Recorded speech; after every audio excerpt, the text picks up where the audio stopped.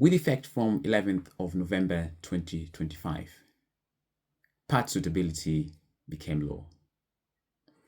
The UK government had previously announced wider UK immigration reforms early in 2025. Amongst a raft of changes that were to be proposed, we have seen this being rolled out on different months and different stages. On the 11th of November, we saw various changes being introduced. We have got positive as much as negative changes. Just to give some of the highlights, there's going to be now an expanded ground of refusal. What does this mean? It means that the Home Office will now have wider grounds for refusal of applications while processing any application. Issues like deception, which previously had a lower threshold of proof, the Home Office will no longer need to prove deception on balance of probability. All they'll need to do is merely show that they are satisfied that this has occurred. A key point here is that one needs to be careful with the documentation or representation that they make to the Home Office. The other change as well is on the immigration breaches, which now has been widened. The expanded mandate include overstaying, illegal immigrants, illegal entry by immigrants, and also any prior deception.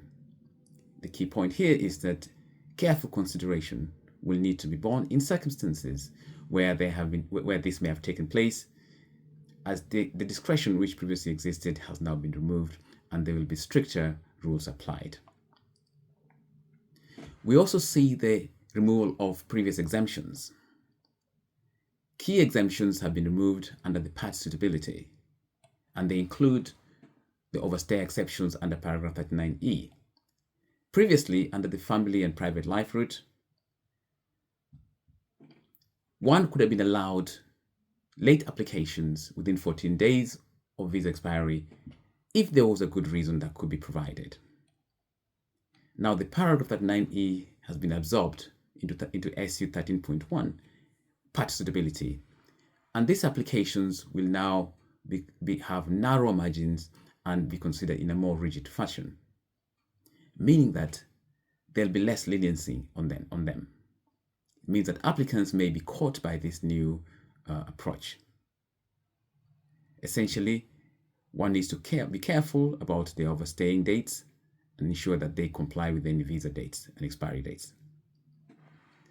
Also, with regards to criminal conviction leniency, we saw that previously, under Appendix FM, which is a family application matters, custodial sentences of 12 months to 4 years could normally have been disregarded after 10 years. With a new change, this carve-out is now removed, and hence any criminal conviction resulting in a custodial sentence or an imprisonment of 12 months and more will now trigger a mandatory refusal. Hence, the need to be more careful. And this is regardless of how long ago this may have taken place. So even if it occurred 10 years ago, it doesn't matter. It will still be considered and will be detrimental to your application. Just to give an example of what would count as the offense that will be considered. Issues like violent offenses, sexual offenses, any drug offenses, fraud and financial crime, theft or burglary, driving offenses, if it's by it led to causing death by dangerous driving. The other route that's changed is also the route-specific flexibility.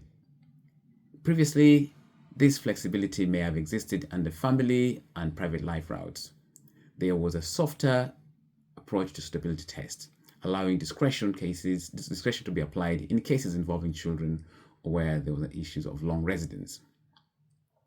With the new route, these routes will now be subject to the more stricter test, looking at issues of conduct and character tests, including re-entry bans and deception grounds if they may have occurred. Another change which has occurred is on the safeguarding discretion. Previously, we saw the decision makers by Home Office could apply the discretion when assessing safeguarding issues, particularly if children were involved.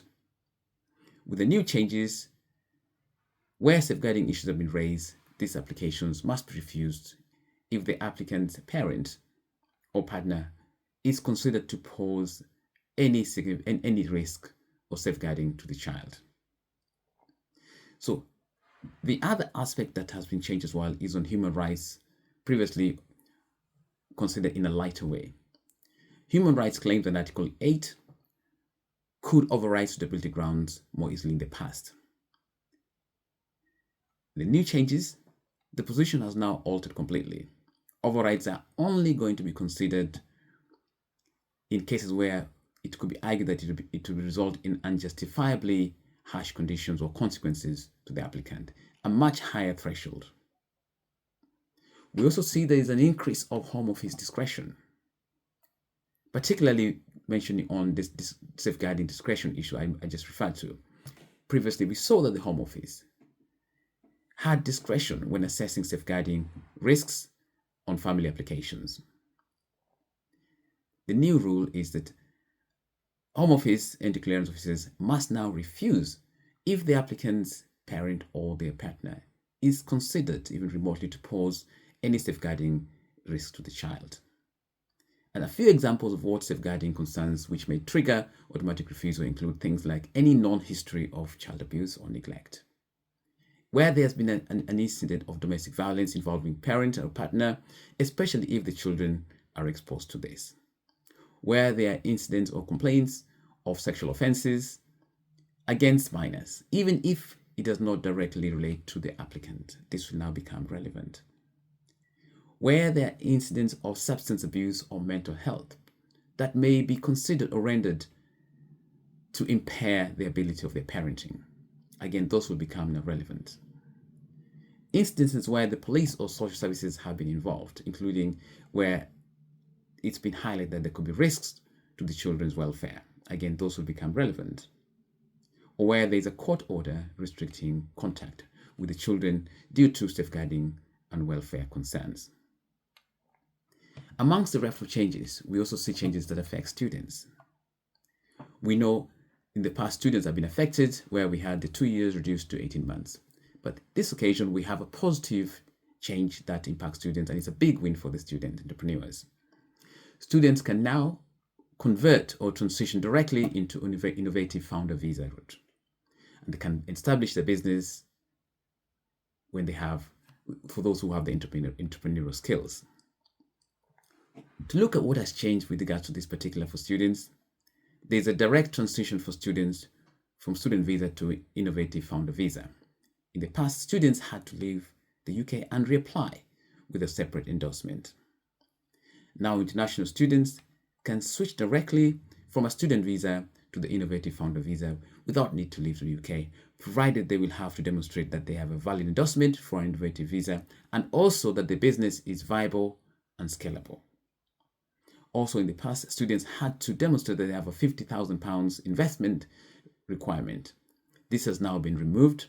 Applicants can now make this application without the need to demonstrate that. However, instead, they must demonstrate evidence of sufficient lawful funding, which include having a solid, innovative, viable, and scalable business plan, which will be endorsed by the endorsing body. The benefits of this route is that a student is now able to stay up to 3 years. They can bring their dependents. This path is one that leads to UK settlements after 3 years, and it's a good route for entrepreneurs who are fresh out of university. Another monumental change is on human rights compatibility. This has been limited on how it's going to be applied. Previously, Home Office had discretion. This has now been limited on how they can apply the discretion. Where safeguarding risk has been identified, refusal is now going to be mandatory unless human rights arguments and Article 8 can be considered, with consequences will be deemed to be unjustifiably harsh. We say that although the discretion has now been limited, but it's also good to understand that where safeguarding issues have been raised and triggered a mandatory refusal, it is still, however, possible to argue that the actions would lead to a breach of Article 8, and action would also render it unjustifiably harsh, and hence there is a way that this could be argued positively, but it will depend on one's circumstances. Last but not least, also, we see that the the transitional exceptions. There will be no transitional exceptions to these changes. All applications, even those which were submitted before the 11th of November, will now be assessed under the new rules if decided after the date of the 11th of November. This means that it doesn't matter when one may have made an application, provided it falls within those bands affected, they will be captured by this new change. Except this may be harsh, but unfortunately it is the situation and we have to just bear this in mind. If any of these areas I've highlighted do concern you, if you're a family member or your family member may be impacted by this, I would caution to stay away from any potential or actual safeguarding issues or concerns, especially if they're dealing with children, domestic violence, as this will now impact any applications you make. Also, to note of immigration breaches, now more than ever, it is important that people stay within their immigration conditions, not in breach, become overstayers, illegal entrance, or even any prior deceptions. If you have any concerns on these areas, I would advise you consult with a qualified lawyer for guidance to ensure you're well guided. If you need my advice on any of this, please do not hesitate to contact me. Please like and share, and please follow us for any future updates.